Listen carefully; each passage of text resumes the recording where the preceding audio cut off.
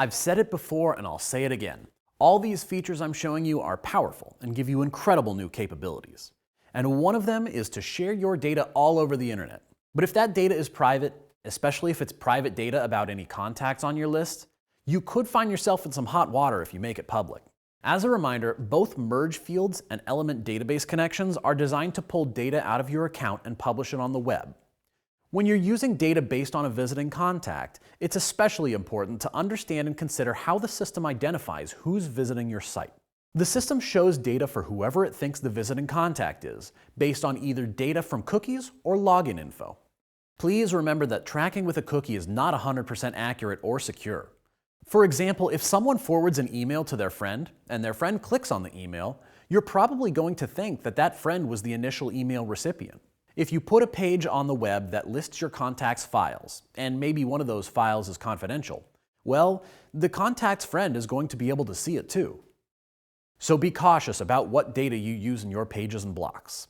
The best plan is to protect these pages by putting them in a membership site. People will have to log in with a username and password to see them. That's far, far more secure and will limit the exposure of personal data to only people who have login credentials. It's also more reliable because sometimes people clear their cookies, which would make it impossible for the system to show anything at all in your dynamic block that's based off data in the contact record.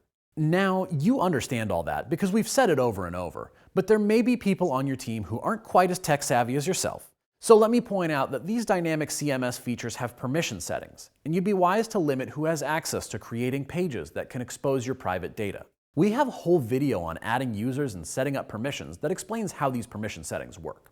Turning these two features off in your team permission settings for team members who haven't watched this training may prevent them from making a damaging mistake. Here's how to do that. Go to your user profile icon, click on the Administration button, then the User Management tab. Click on User Management, select a user, and finally turn off permissions for dynamic pages and dynamic blocks.